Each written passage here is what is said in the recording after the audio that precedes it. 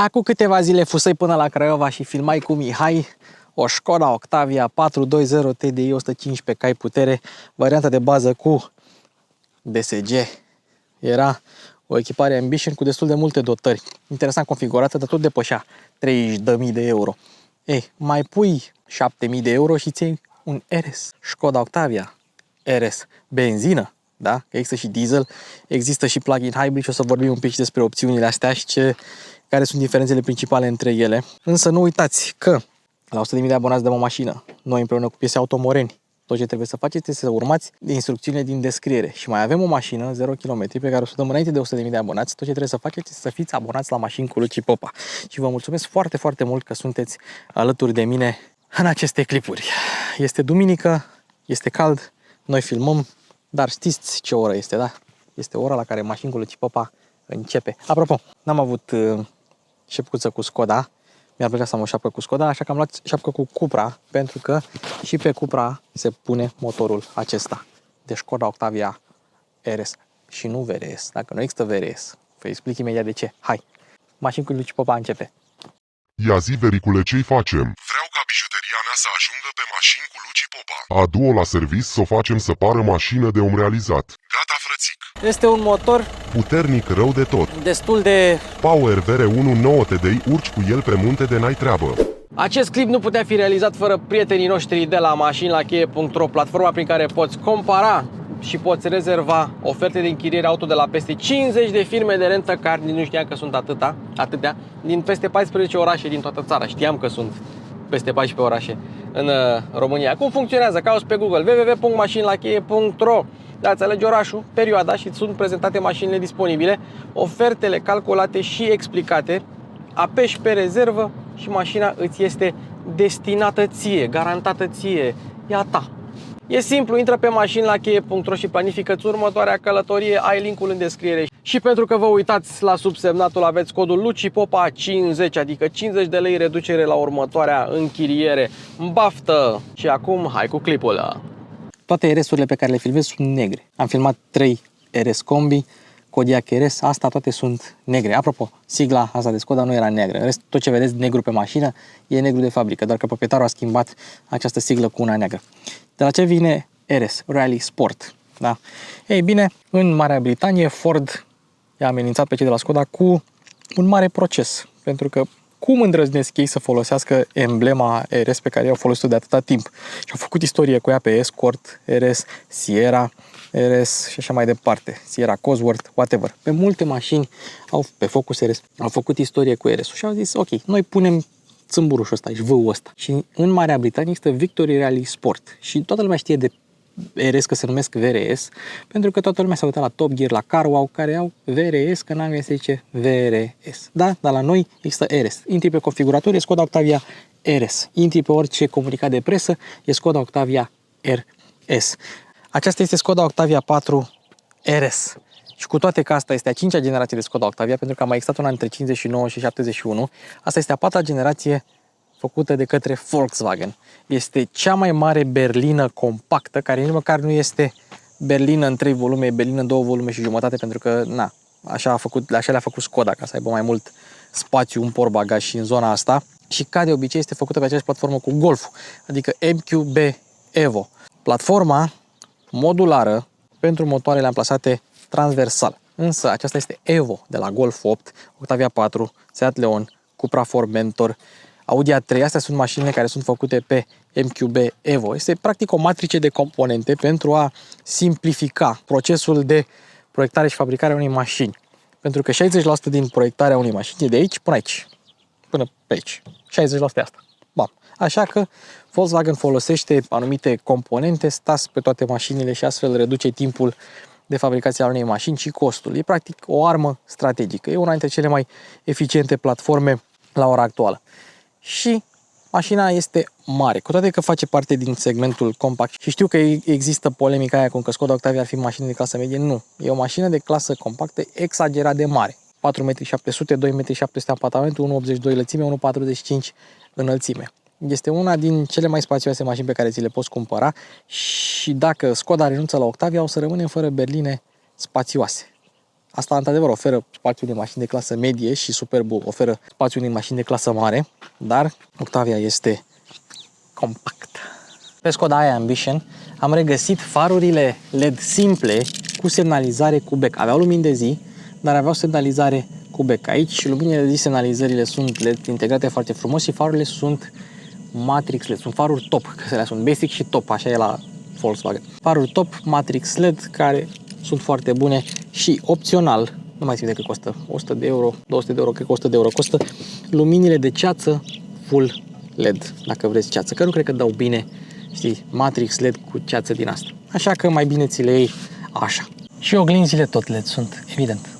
În spate avem semnalizările dinamice pe care le-am văzut și pe Ambition-ul pe care le-am filmat cu Mihai. Însă am înțeles că e o loterie. Uneori primești, alteori nu primești la farurile basic semnalizările dinamice. În rest, stopurile cu LED, ceață cu LED, marșarier LED, absolut totul este LED. Și în față pe far, am uitat să zic, scrie Skoda Crystal Lighting, un omagiu adus industriei sticlăriei Republicii Cehe. Acum eu am intrat în mașină ca să vă arăt. Avem al 3-lea stop de frână sus și jos avem un al 4-lea stop de frână, dar este aftermarket, care a venit la pachet cu difuzorul pe care l-a instalat proprietarul. Imită luminile de ceață sau de ploaie pe mașinile de Formula 1. Octavia de regulă nu e o mașină foarte joasă. Octavia normală mă refer. Octavia RS este cu 1,5 cm mai joasă decât o Octavia normală. Și aici, în bot, ai 22 de cm ca să poți să treci peste anumite borduri, cei drept destul de micuțe. Nu o să treacă peste toate bordurile, aveți grijă la borduri când vreți să parcați aproape de o bordură, dar măcar e mai mare decât Maseratiul din clipul trecut, care avea 19 cm aici, deci 22 de centimetri. Avem radarul aici frontal, avem o grilă destul de deschisă și mai avem aici niște zăpadă artificială, care cred eu că are rol de antifonare, ca să nu bată vântul, să nu bată aerul care vine în grila asta, să nu facă zgomot prea tare. Asta zic eu, asta bănuiesc eu. Da, în rest mai avem aici o grilă trapezoidală, aici o priză de aer falsă, nu face nimic, dar avem priză de aer reală acolo, care evident realizează efectul de outwash, care îi permite aerului să treacă pe lângă roți și să nu creeze o presiune mai mare acolo în pasajul roților. Asta ajută la coeficientul aerodinamic de 0,28, același coeficient aerodinamic pe care îl avea Maserati Quattroporte GTS-ul din clipul trecut, care era filmat tot aici, ieri. Tot o chestie similară cu Maseratiul de ieri, grila e poziționată destul de jos și sigla, de fapt tot botul mașinii, este destul de jos, doar că la Maserati era tot botul jos, pe când la Skoda botul și capota destul de înalte, însă se curbează foarte mult aici în zona frontală. E un detaliu pe care nu-l găsești la foarte multe mașini noi, dar uite, îl găsești aici. Octavia RS vine cu două tipuri de jante, 18 și 19. Mașina asta a venit cu jantele de 19 și aceleași dimensiuni, pentru că astea sunt anvelopele de fabrică, nu sunt alte anvelope. Sunt Goodyear Eagle F1 Made in Germany, care sunt niște anvelope ok, super decente, însă pe 18, dacă nu mă înșel, vin cu Bridgestone Turanza T005, aceleași anvelope care veneau pe Cupra Formentor cu același motor. Acum, na, fiecare producător cu ce anvelopă vrea să-și echipeze mașina, cu ce are contract. Apropo, astea mișto că sunt făcute în Germania. Apropo, ce faci cu 365 de prezervative? Le topești, faci un cauciuc din ele și îl numești Goodyear, că ai avut un an bun. Acum, frânele sunt mai mari decât la o Skoda Octavia normală, în ciuda faptului că mașina nu cântărește cu mult mai mult. Asta are o tonă jumate la gol, deci e totul super decent. Are și amortizoarele adaptive controlate electronic, care fac parte dintr-un pachet. Poți să le iei și separat, dar fac parte dintr-un pachet de 4.000 de euro, care se numește Challenge Plus, cred. Nu mai țin minte. Challenge Plus, posibil să fie așa. Sau poți să iei un pachet mai ieftin, Challenge-ul normal, care nu are toate opțiunile pe care le are Challenge Plus. Dar, ăsta fiind benzină, e și singura care vine în standard cu diferențialul cu alunecare limitată. Foarte bun, mai ales că, fiind mașină cu tracțiune față, poate transmite 100% din cuplu transmis la roți către o singură roată. Și astfel, dacă ești într-un viraj și ai nevoie de putere de tracțiune pe roata exterioară, poți transmite 100% din cuplu pe acea roată, ceea ce e ok. Pentru o mașină atât de mare este ok. Și este același diferențial pe care îl găsiți pe Golf GTI. Dacă vrei, poți să ții și parbriz încălzit pe Skoda Octavia RS. Ai aici frumos un detaliu simplu, clever, să spui acolo tichetul de parcare sau numărul de telefon sau, nu știu, ultimul tău CD cu manele, ce vrei tu să ți-l pui acolo. Și aceasta este prima Skoda Octavia care poate fi configurată și cu head-up display, dar asta nu are. Ca idee, mașina asta a fost luată atunci când prețurile erau mai mici. Dacă acum îți cumperi Octavia Chială RS cu 37.000, 39 e cea diesel, proprietarul a luat-o pe asta cu 35.000 de euro, cu ceva dotări în plus. Nu era deloc o ofertă rea. Deloc. Având în vedere că acum 35.000 este style-ul 2.0 TDI 200 de cai 4x4 DSG. Hai să vorbim un pic despre oglinzi. Ca la orice Skoda sunt mai micuțe decât ar putea fi. Sunt rabatabile electric, nimic greșit aici, însă, ia fiți atenți aici, cum face mașina, cred că a codat-o din OBD, pentru că eu nu am mai auzit alte Skode să facă click-click când închizi mașina, ia fiți. Și bipă e de aici, de undeva. Și pe lângă asta, se aude un frecuș, freacă oglinda puțin în ceva. N-ar trebui să facă așa, ar trebui să audă doar sunetul motorului electric. Și mai avem pe partea asta interioară și martorul de blind spot, că mașina asta are blind spot. Și pe Skoda Octavia poți să pui și blind spot, și tempomat adaptiv, și centrare de bandă, poți să pui toate sistemele de asistență de care ai nevoie. Hai să continuăm, dacă toți suntem aici. Keyless pe toate cele 4 uși. Dacă deschizi, uite ce drăguț. Da, deschizi din keyless și se rabatează oglinzile. La alte mașini nu se întâmplă chestia asta. Acum, hai să vedem dacă ar trebui să fie. Ar vedere că s-a mai umblat în OBD. Sunt sigur că proprietarul și-a mai codat el. Chiar dacă n-avea chestia asta codată Skoda, sigur și-ar fi codat-o el. Geamurile coboară toate. Asta este un lucru bun. Avem protecție antiprost. Avem și protecție antiprost. Hai să vedem dacă se închid geamurile, dacă ții degetul apăsat pe keyless. Ar trebui să ține. Dacă ai fi avut trapă, s-ar fi închis și de pe... Știu că și Golful vostru din 92 are chestia asta, dar sunt unii oameni care n-au condus modele VAC și nu știu. Acum, ușile nu acoperă pragurile, ceea ce, da, nu te aștepți că mașina e joasă, nu te murdărești când intri în ea, intri destul de ușor în ea. Din păcate, aici trebuie să fie o umbrelă, pentru că Skoda Octavia vine cu o umbrelă, vine pe stânga cu o umbrelă și pe dreapta cu o perie. Ați văzut-o la clipul cu cealaltă Octavia, aici nu avem. A uitat-o proprietarul acasă, voiam eu să filmez cu ea să nu mă bată soarele. Însă aici nu avem. Și peria nu i-au dat-o. Deci nu avem cum să vă arătăm nici peria și nici umbrela. Pragurile au și ele inscripția RS, sau mă rog, VRS dacă ești în Marea Britanie. Și hai să vedem și materialele. Proprietarul a insistat să folosim Nelu Ciocanelu. Bam! Aici avem niște alcantara, un burete frumos aici, plastic tare, aici plastic decupat, nu o să dăm aici pe negru ăsta lucios, mânerul ușii așa frumos desenat, dar pare un pic țirel, dar nu e, de fapt e foarte solid. Și un detaliu foarte interesant, buzunarele sunt capitonate, bravo Skoda. Și știu că sunt și pe spate, pentru că și la Skoda cealaltă, la cea Ambition care era versiunea de bază, erau capitonate. Având în vedere că Audi Q4 e-tron la 70.000 de euro nu are buzunare capitonate, nu e de mirare. Aici, material tare, deci nu mai avem material moale în spate, dar avem aici alcantara, avem aici un burete. Bine, alcantara, microfibră, spune cum vrei. Așa, butoanele și, evident, buzunare capitonate. Buzunarele pe spate sunt ok. Nu poți să pui o sticlă mare, dar în general Skoda face buzunare mari. Chiar le face destul de mari. Acum, nu poți să pui o sticlă de 2 litri. Cred că nu poți să pui o sticlă de 2 litri, dar buzunarele în general la Skode sunt măricele. Geamul ăsta e mare, mai ascunde un pic din masivitate, dar nu coboară deloc. Antena e tip rechin. Pe spate, spre deosebire de alte Skode, nu avem suspensie, alte Skode Octavia care au putere mai mică, nu avem punte, avem suspensie independentă, ceea ce e un plus. Da, acum pe MQB Evo motoarele slabe nu au independentă, căci că n-ar avea nevoie. Avem capitonaj aici la aripă și uite așa arată mașina asta din spate. Cu modificările astea pe care le-a făcut proprietarul, adică difuzorul, eleronul invers, folia pe faruri și ce mai are, arată, și jantele arată chiar bine, arată chiar stealth. Ar merita motorul de 300 de cai de pe Cupra Formentor, cred. Acum în spate nu prea am prea multe să vă zic, doar că stopurile arată ca cele de pe seria 3 Touring, doar că invers, puse invers. Spatele nu mai este drept, capacul porcbagului nu mai e drept, coboară puțin, se vede, da? Asta pentru aerodinamică, pentru stil. Nu mai arată ca o berlină în 3 volume, cum arăta Skoda Octavia odată. Arată un picuț, nu foarte mult, acupe. Difuzorul l-ați văzut. Gurile de evacuare sunt metalice, dar sunt false. da? Pentru că evacuarea reală e acolo. Și cam atât. Dar mai avem de menționat un lucru. Există și pe Octavia 2, și pe Octavia 3, și pe Octavia 4 opțiunea de ștergător. Însă nu multă lume a ales această opțiune de ștergător pe spate. Pentru că pe berline, din cauza sau datorită, cum vreți să-i spuneți, unghiului lunetei, nu e nevoie de ștergător. Însă, mașina fiind un liftback, deci nici hatchback, nici berlină adevărată, a oferit opțiunea de ștergător.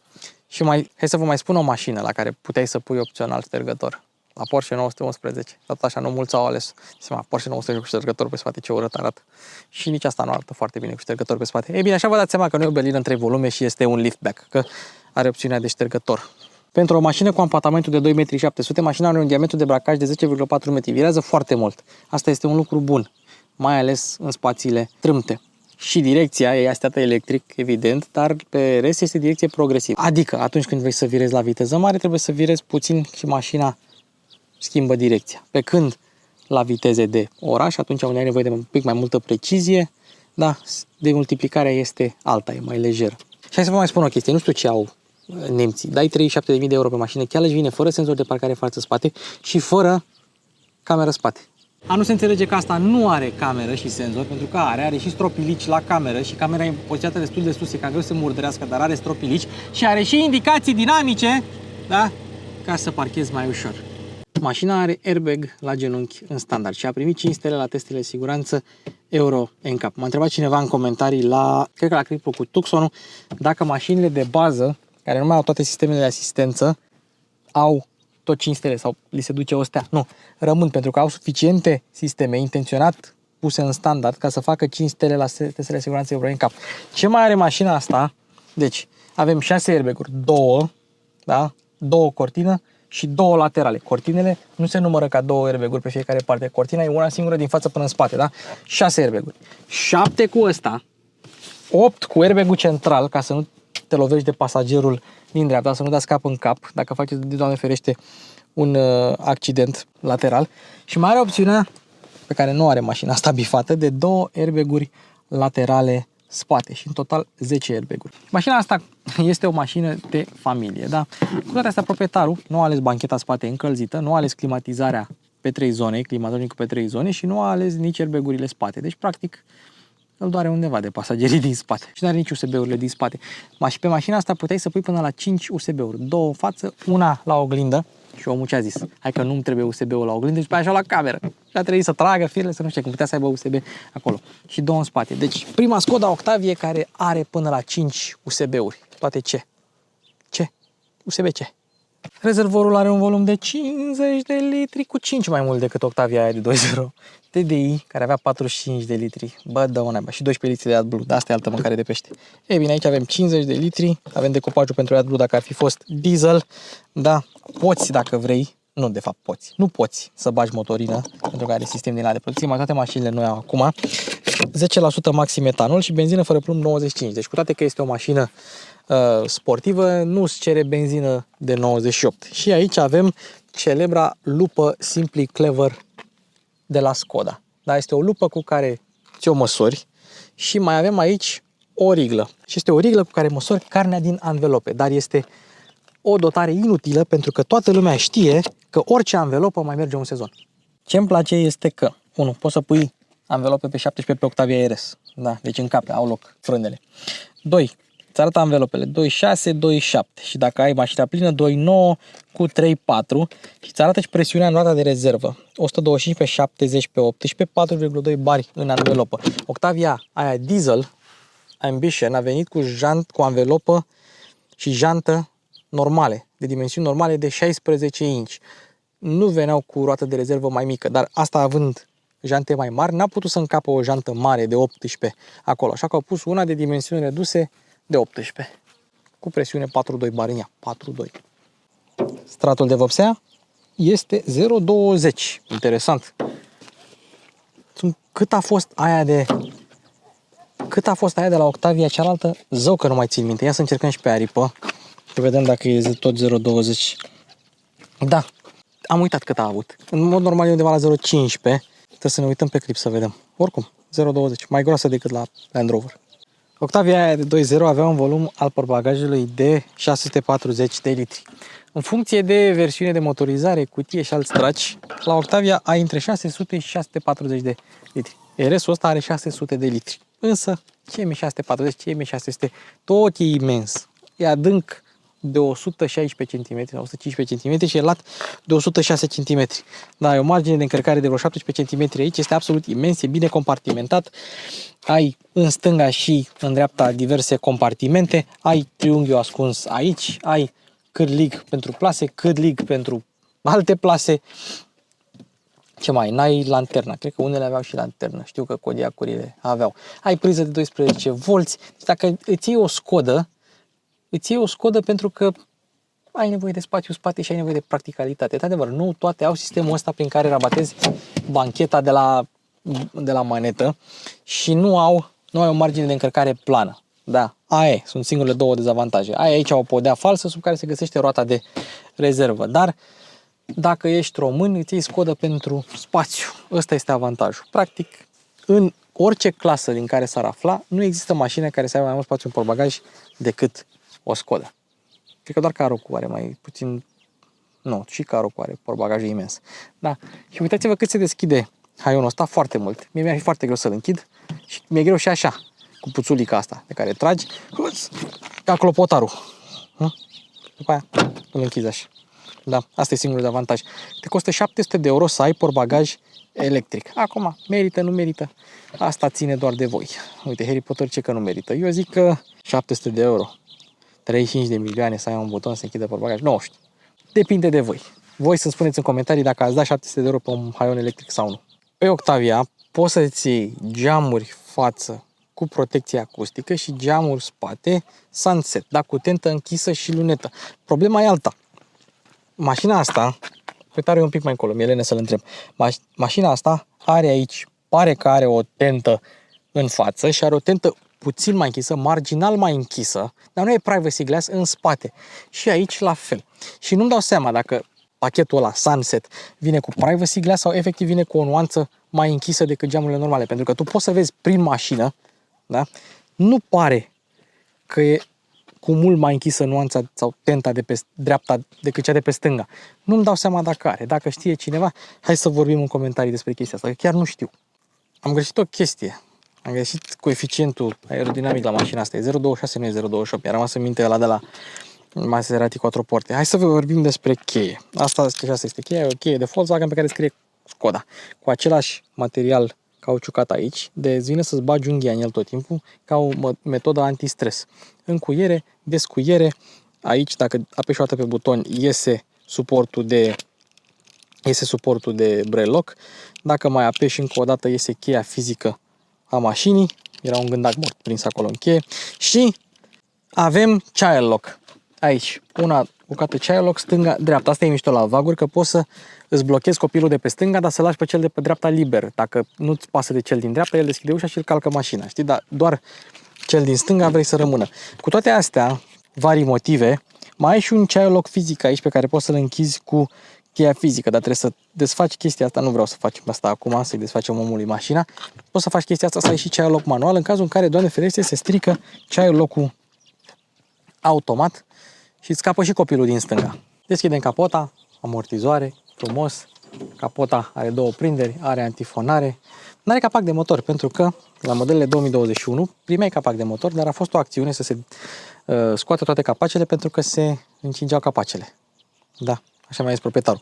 Și, uite, Skoda Simply Clever. Am mai văzut o Skoda de curând care n-avea chestia asta, nu mai țin minte care. Kodiaq n-avea. Uite, în care poți să pui lichid de parbriz foarte frumos. Da, ceea ce la Kodiaq n-a fost.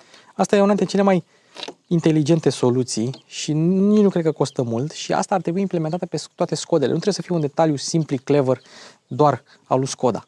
Deci, din punctul meu de vedere, ar trebui pusă pe toate. Nu și a lumea Skoda, doar pentru că are asta. Deci dacă ar exista, nu știu, ce? Zis să pună pe toate Skodele. Pe toate Volkswagen, pe toate modelele grupului VAG. Da, nu pe toate Skodele. Bun. Cât să coste chestia asta? Da?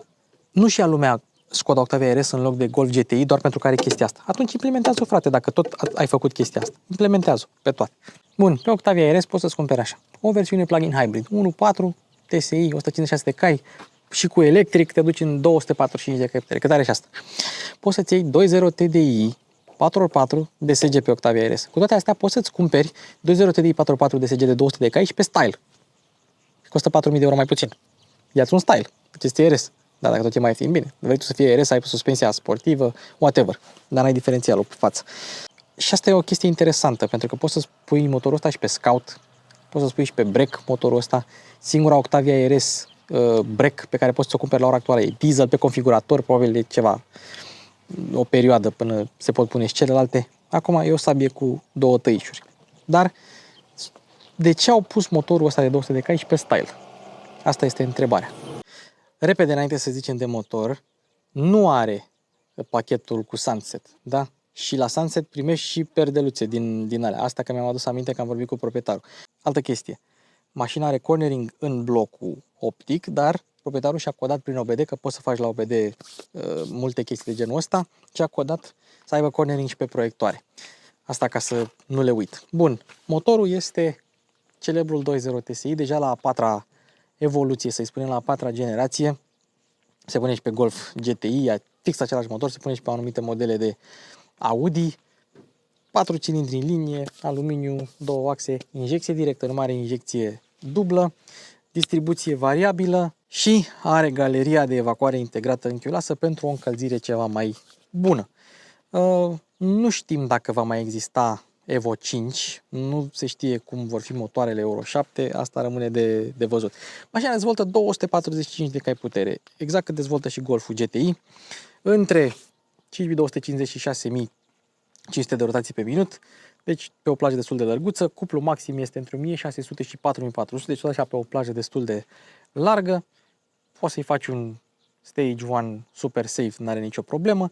Poți să o iei cu manual în 6 trepte, ceea ce aș fi ales eu, sau cu DSG-ul ăsta DQ381 cu 7 trepte, 2 ambreiaje umede, da, care duce până la 430 Nm. Asta are 370 Nm cuplu, deci e super safe. Sunt curios dacă mai bruschează din când în când. Proprietarul zice că mai bruschează din când în când. Dar așa sunt DSG-urile. 6,6 secunde până la 100 km pe oră și o viteză maximă de 250 km la oră. Bă, e bine că ai o Skoda care prinde 250 km la oră. Și mi-am adus aminte un lucru, nu are nicio legătură cu Octavia, cu RS, nu. Atunci când Volkswagen a făcut împreună cu Ford Charan, Alhambra și Ford Galaxy, de ce nu au făcut și o versiune Skoda? Un fel de Kodiaq monovolum. Ar fi rupt cu el, pentru că era o mașină spațioasă, așa cum sunt toate Skodele, și ar fi fost la un preț ceva mai bun. Ar fi rupt. De ce nu s-au gândit, să facă? Dacă tot au făcut Volkswagen Lupo Seat Arosa, aceeași mașină, dacă tot au făcut Citigo cu Seat Mii, aceeași mașină, dacă tot au făcut Kodiaq cu Tarako, aceeași mașină, Ateca cu Karoq, aceeași mașină, de ce n-au făcut, mă, și un Skoda, cum să-i zicem, mă, Rodiac, da, monovolum, de ce n-au făcut? Apropo, consumul mașinii undeva pe autostradă e la undeva la 6 jumate și 7 și ceva. Deci e decent pentru un astfel de motor. Am observat și eu că 2.0 TSI-ul ăsta e destul de eficient la viteze mari și nici cutia nu e nici foarte lungă, nici foarte scurtă. Adică la 2000 de ture, între a 7 ai 120 de km pe oră. Decent, super decent. Adică ai puțin peste 2000 pe autostradă. Super bine. Hai să vorbim despre scaune. Având pachetul Challenge, automat ai scaunele astea, cu tetiere integrate, se numesc scaune ergonomice. Da? Un pic de piele, un pic de material textil, sigla RS aici, fără V. Ai scaune electrice, cu memorie și cu masaj. Sunt un fel de scaune sportive de la ăla Ergo Comfort de pe Volkswagen-uri. Și ai și șezut reglabil, cu toate că șezutul tot un pic cam lung este, chiar și în poziția asta. Dar ce îmi place este că poți să reglezi șezutul la unghi. Adică poți să reglezi tot scaunul să se ducă în sus și în jos și poți să reglezi șezutul să se ducă în unghi. Și mie îmi place, că sunt o persoană scundă, mi-e place să nu stau cu genunchii sus, că altfel nu mai ajung la pedale. Și poziția oricum mai sportivă e să ai șezutul mai jos. Scaunele sunt bune, au susținere laterală, au loc și persoanele ceva mai voluminoase, spațiu ai, nu prea ai de ce să te plângi. Așa, volan. Hai să vorbim despre volan. Ați văzut că variantele normale au 2 spițe. Astea sportive au 3 spițe, volanul e teșit, piele perforată, cu sături roșii, extensii la padele pe care le-a pus proprietarul. dar cumva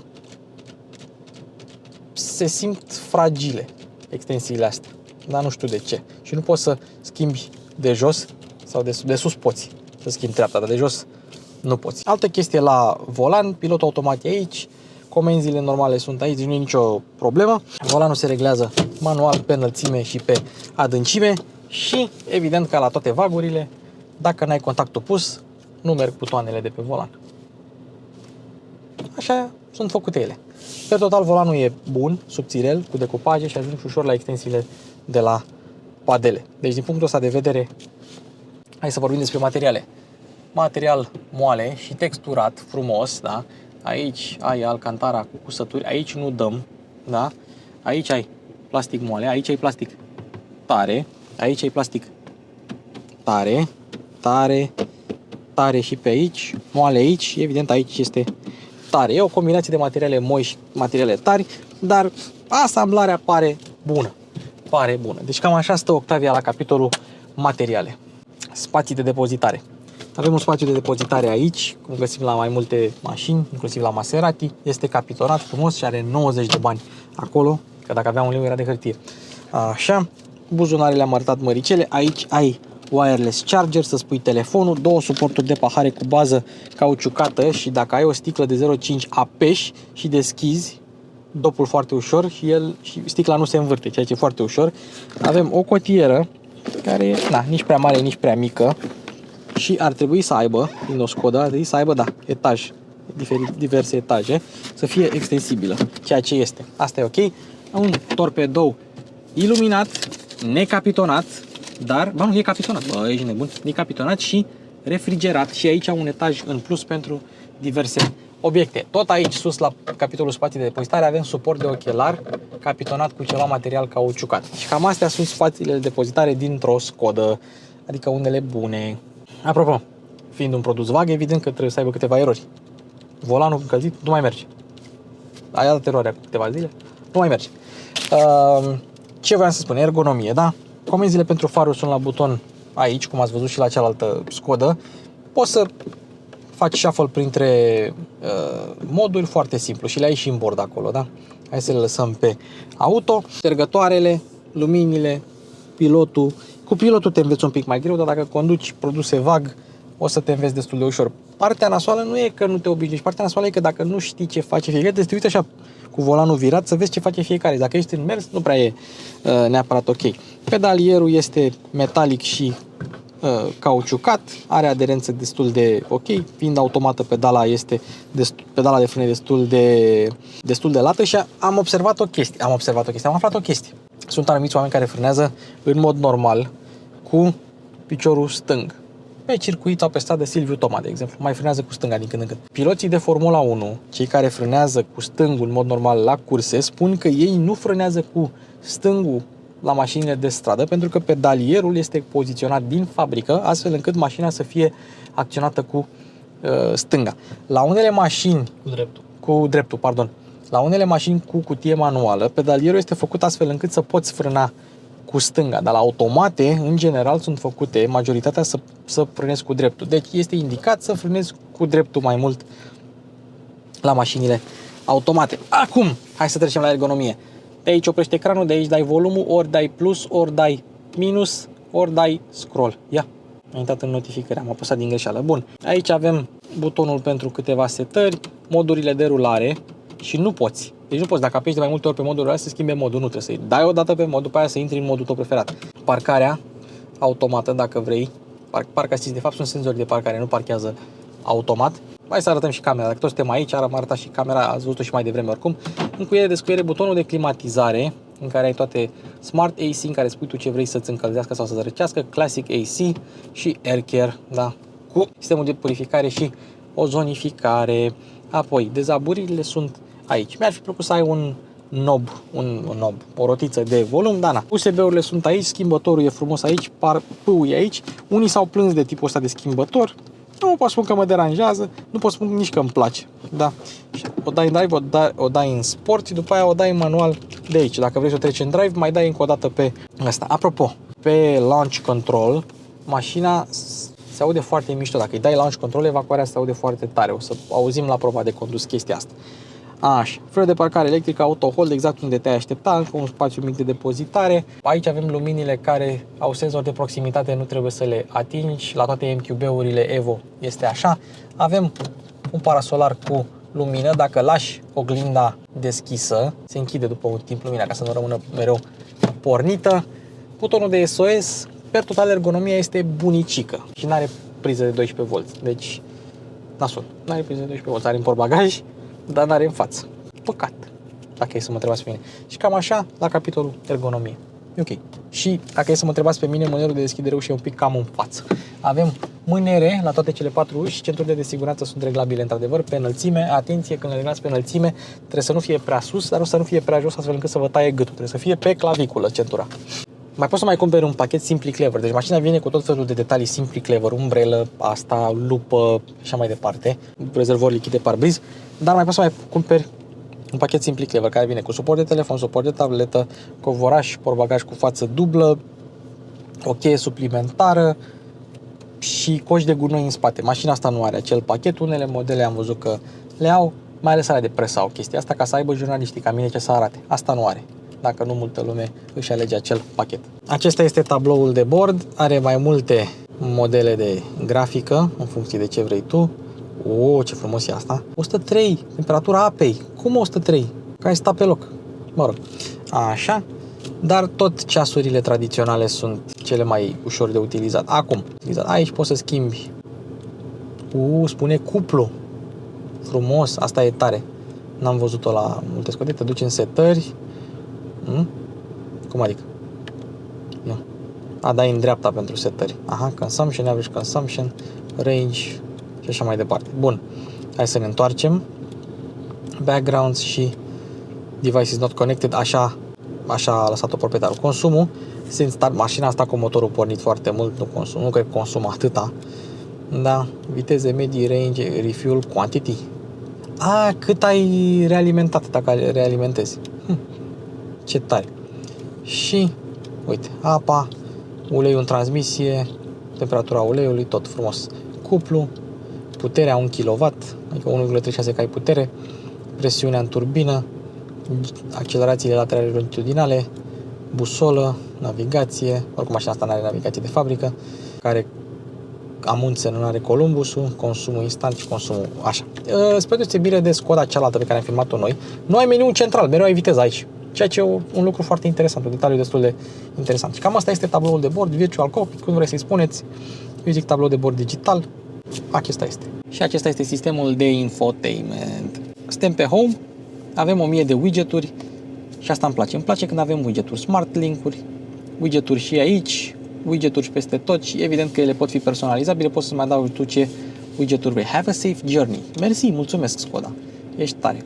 Deci avem widgeturi. Meniul climatizării este aici, mă rog, o parte din el, apeși pe Clima și te duci în meniul pe care l-am văzut mai devreme. Ne întoarcem la Home. Aici avem favoritele. De aici pui SC-ul pe sport sau îl dezactivezi sau așa mai departe. Te mai dăm o dată pe favorite. Notificările dacă s-a întâmplat ceva și cam atât. Da, mergem la meniu și aici Smart Link. Dar de ce nu e CarPlay-ul activat? CarPlay-ul meu activat. De ce nu e? Unde e? Trebuie să fie activat. Bun, no device active. Deci nu vrea să-mi vadă CarPlay-ul. L-am conectat. Uite, Apple CarPlay, să vedem. Da, hai să vedem o chestie. My Love VRS. Trebuie să pune RS aici. Uite, hai să încercăm să ne conectăm wireless dacă nu merge. Dar mi-a mai dat aceeași eroare la alt produs. Nu mai simt de ce am testat ultima dată de era așa. Bun, am reușit să facem CarPlay-ul să meargă wireless pentru că cu firme a dat eroare. Și avem un CarPlay foarte frumos pe tot ecranul care răspunde bine, păcat că, și cu rezoluție mare, păcat că nu merge, da, pe fir tot timpul și mi-a mai dat eroare la un produs vag de curând, dar nu mai țin minte care. Știu că era produs vag.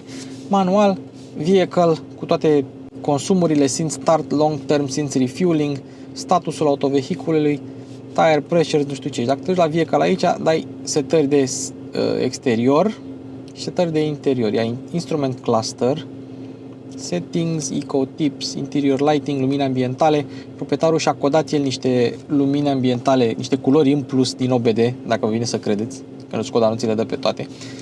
Și la setări la exterior, comfort light, headlights, tires, toate setările, brakes. La brakes ce setare la poți să ai la frâne, ia. SC System, e la brakes, ok, am înțeles. Da, Windows, Central Locking, Wipers, Service Position, așa le pui în poziția de service, ca la Scode, nu poți să tragi de ștergătoare, că dai în capotă. Și cam asta este meniul de mașină. Utilizator, background lighting, ia să vedem culorile, brightness, odată, și culorile le poți seta de aici. Mood, dacă vrei tu să-ți selectezi lumina ambientală în funcție de cum te simți, ce mai are prostie făcută pe orice mașină. Telefon, radio, media, navigație. You can enable navigation in the shop. Deci nu are navigație, doar are iconița. Assist system, sistemele de asistență care ar trebui să se vadă foarte mișto. Deci ai mașina pe drum și tu îți alegi aici ce să-ți pui. Da? Ce setări de asistență să ai activate sau nu. Apropo, am clima setată pe 200 de grade jumate, pe treapta cea mai mică, și bate clima de măia dracu. Deci e foarte bun aceul aia. Setările de sunet aici. Balance, fader, sound focus, all. Pe all se aude cel mai bine la orice mașină. Da. Volume, egalizator, și poți să spui un Canton pe mașina asta. Proprietarul are un prieten cu Alteres, cu Canton, și că nu e mare diferență între ele. Îl cred pe cuvânt. Sistemele de sonorizare de la VAG-uri de obicei sunt bune alea în standard.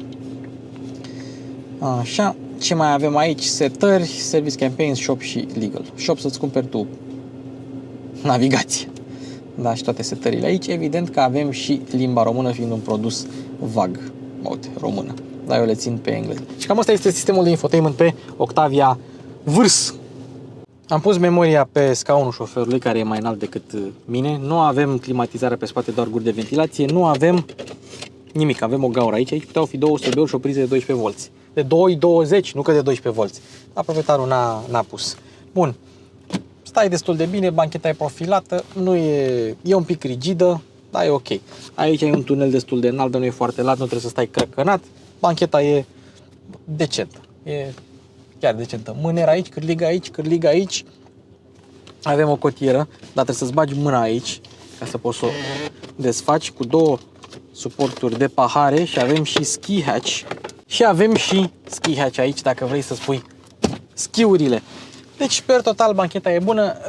Nu cred că e la fel de confortabilă ca la o Octavia normală. Ai isofixuri cu căpăcele pe care nu le pierzi, deci nu o să mai vezi ca la alte modele căpăcele astea pierdute când o cumperi la mâna a doua. Și avem aici o plasă, da? Și capitonă și aici. Mai ai încă o dată aici un buzunar pentru obiecte mai mici, cum ar fi telefoane. Și dacă îl am pe domnul hater, așa-l cheamă, userul hater, care m-a întrebat de ce am dat 12 mini-ul, l-am dat lui Harry Potter, da? Nu că aș fi vrut eu, da? A prins preț bun la el. Și în spate tot așa senzor de proximitate, spațiu ai căcălău, e o mașină de familie, e o mașină foarte bună, e sportivă, hai să mergem să o conducem. Hai să vedem și luminițele, avem lumini de curtoazie cu Skoda, foarte mișto. Cam așa se vede mașina noaptea, cu matrix LED-urile. Luminează destul de mult și hai să vedem și în spate cum se văd luminile. Apropo, în realitate e mult mai întuneric decât ce vedeți voi acum. Dar oricum, se văd bine. Și acum hai să vă arătăm, o să vedeți și la proba de condus luminile ambientale, dar ce-am să vi le arătăm așa.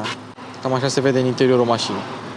Să mergem cu Scoduța, Octaviuța, care era pe poziție și a trecut pe auto imediat. Dacă lași mașina după ce mergi cu ea un pic, se aburește parbrizul. Da, și oricât îi dai, dacă îi dai dezaburire maximă, nu se dezaburește mașina. Efectiv, nu se dezaburește. Trebuie să mergi cu mașina, uite. Dai max. Și abia dacă mergi cu mașina, se dezaburește mașina. Dacă o lași pornită, nu se dezaburește. Bun. Așa că până se dezaburește mașina, o să auziți un pic de fâșii de la climatizare. Să-mi punem la valiera unde e locul, adică aici. Mergem la Favorites, SC System, SC Sport, cutia pe Sport. De fapt, e oprită, ca să auzim și noi evacuarea, ca bărbații. Și acum, talpă, frână, cutia în Sport. Și ascultați aici.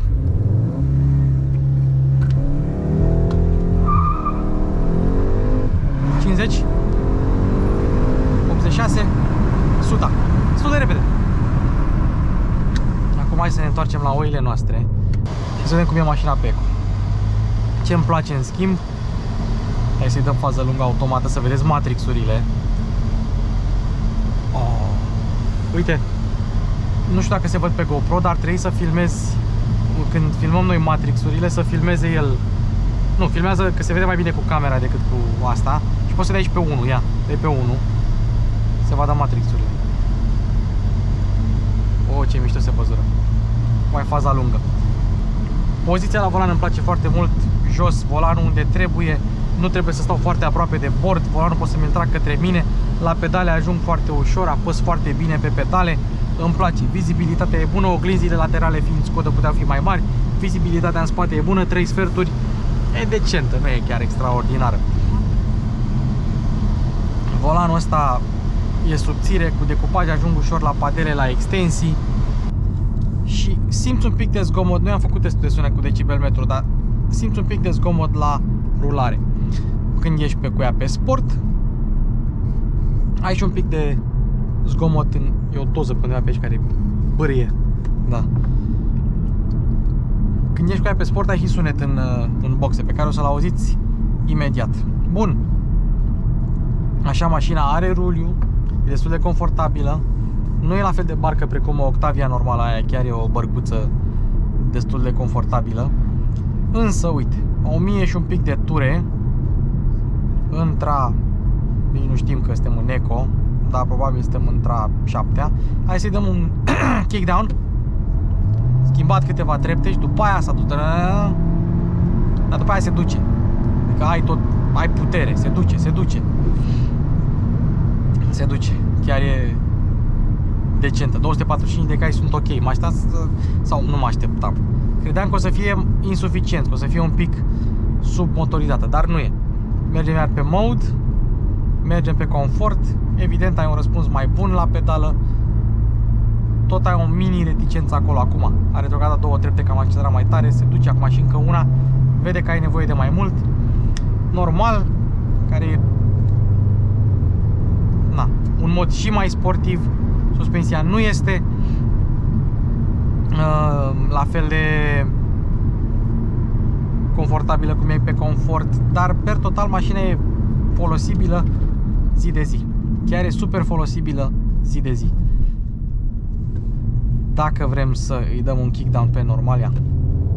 Așa, schimbă 2-3 trepte și fiind o cutie cu dublu ambreiaj, întâi schimbă treptele și după aia așa. Dacă vrei să accelerezi normal, ai un pic de turbolag, foarte puțin. Și o să întoarcem aici ca să mergem și pe drumurile virajate. Cu schimbătorul ăsta te înveți destul de ușor. Ia uite, în spate abia dacă vezi ceva, piciorul de pe frână, îi ia ceva până să schimbe expunerea camerei. Uite, pe normal. E ușor de manevrat. E o mașină plăcută la condus, mai ales din prisma pedalei de accelerație. Dar vine drumul virajat, n-avem ce să facem decât să o trecem pe sport. De fapt nu pe sport, sau o să începem pe sport, pe aia trecem. Hai mă, eu am cedează, du-te. Bună ziua, eu am cedează, du-te. Așa. Și direcția se întărește prea mult. Și suspensia și ea se întărește, dar nu se întărește la maximum. Doar pe individual poți să o întărești la maximum. Nu-mi place direcția asta, pe cât de plăcută e direcția în mod normal, pe atât de neplăcută e acum că este prea rigidă. Dacă ne mergem la individual, am pus suspensia pe Mega Sport și deja se simte cum s-a întărit și mai mult, pe cea mai sportivă, pe Sport Plus gen. Direcția pe normal, motorul pe Sport, engine sound pe Sport și așa mai departe. Și cam asta ne trebuie. Asta e modul pe care ar trebui să mergi sportiv. Sau poți să lași suspensia pe mai moale dacă ai nevoie de chestia asta. Dar hai să vedem cum se comportă Octaviuța. Faza lungă pe auto, să vedem matrixurile, ESC-ul e pe sport. Singurul lucru ce ne mai trebuie e cutia pe manual. Hai să vedem. Ia uite, diferențialul cum lucrează. Subvirează puțin, dar virează până la urmă. E o mașină mult mai bună decât Octavia 3 RS. Mult mai bună.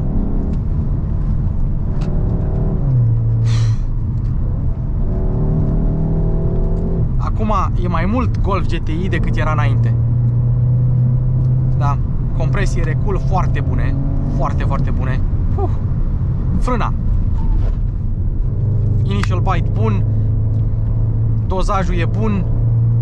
Îmi place. E o mașină grea, e o mașină cu ampantament lung, e o mașină mare, dar se comportă mult mai bine decât 3-ul RS. Mult mai bine. Ia uite.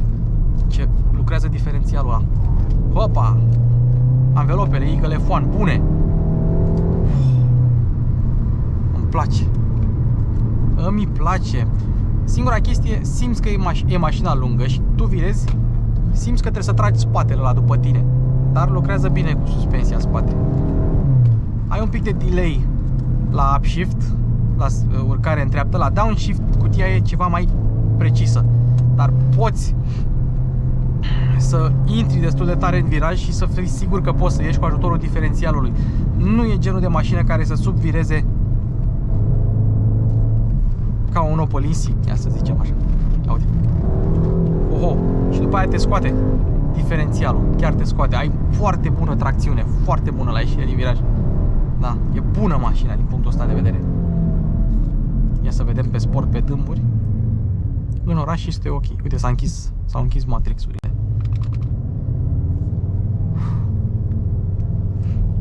Peste așteptări mașina, chiar peste. Mă așteptam să fiu dezamăgit. Nu am fost.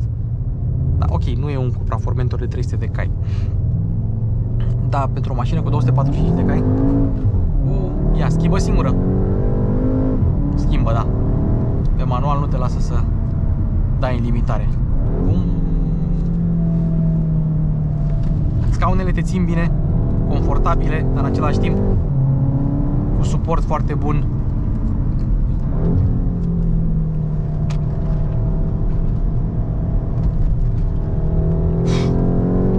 E o mașină care este mult mai manevrabilă decât te-ai aștepta. Mult, mult mai manevrabilă. Are cuplu pe o plajă largă, putere pe o plajă largă, se duce în 7000, nu rămâne motorul fără vlagă. Să sperăm că nu rămâne fără ulei. E un motor foarte elastic și un motor care se aude binișor. Binișor, chiar dacă are sunet în boxe și sunetul ăla din boxe e mult mai grav decât e tonalitatea motorului în mod normal. Ai faci o evacuare și probabil că se aude mai bine. Când schimb treapta, ea face uneori face nu foarte des, care e filtrul de particule. Trebuie să mergi sus în ture cu ea. DSG fartul ăla, bășina de DSG. Știți cum auziți la alte modele mai vechi care accelerează, face de parcă ar fi mâncat fasole. Ia să vedem, uite aici. Ia uite ce bine m-a ținut. Un pic de subvirare, dar simți diferențialul cum lucrează. Nu-l simți așa de puternic cum îl simți, de exemplu, la o Fiesta ST. Bă, dar e mișto. E mișto. Poți să mergi cu mașina asta cu tracțiune în față pe un drum virajat și să nu ai nicio emoție. Să nu ai nicio emoție. Ajută și anvelopele, ajută și suspensia, ajută și diferențialul. Și îmi place că ai tracțiune la ieșirile din viraj. Acesta este călcâiul lui Achille la multe mașini care sunt cu tracțiune față. Tracțiunea la ieșire din viraj și subvirarea. Dar asta fiind o mașină mare, e masa un pic mai bine echilibrată. În mod normal, pe roțile pe care ai tracțiune, ai nevoie de masă mare, de greutate, ca să se înfigă în asfalt. Dar pe de altă parte, dacă e prea multă masă când intri într-un viraj, mașina tinde să subvireze. La asta e setată binișor. Ia.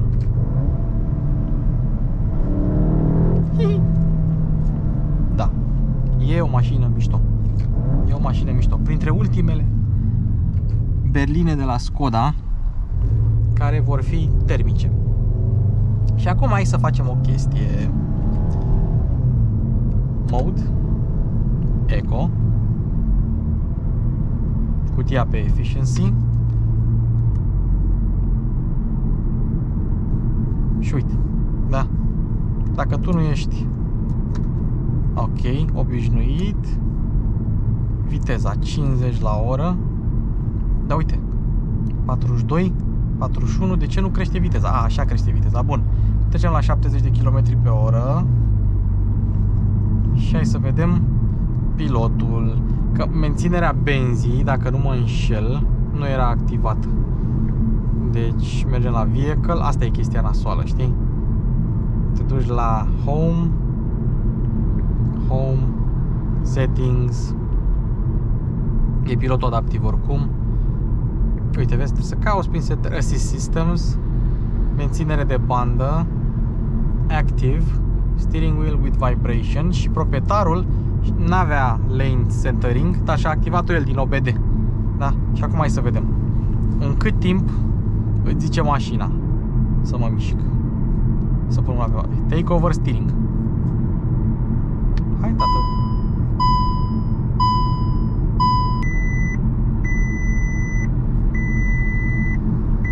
A, s-a dezactivat, ok, am înțeles. Gata, deci se dezactivează. Asta trebuie să faci. Deci, cam asta a fost coduța noastră de astăzi. Mulțumim pentru atenție, 2 giveaway-uri. Nu uitați să vă abonați, grup de Telegram cu abonații în descriere.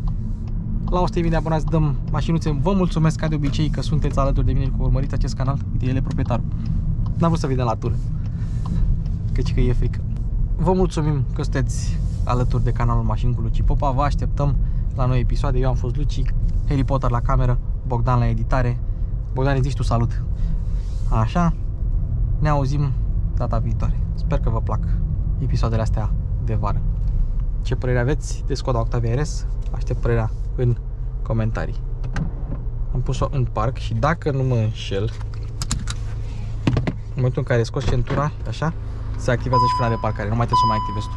Gata!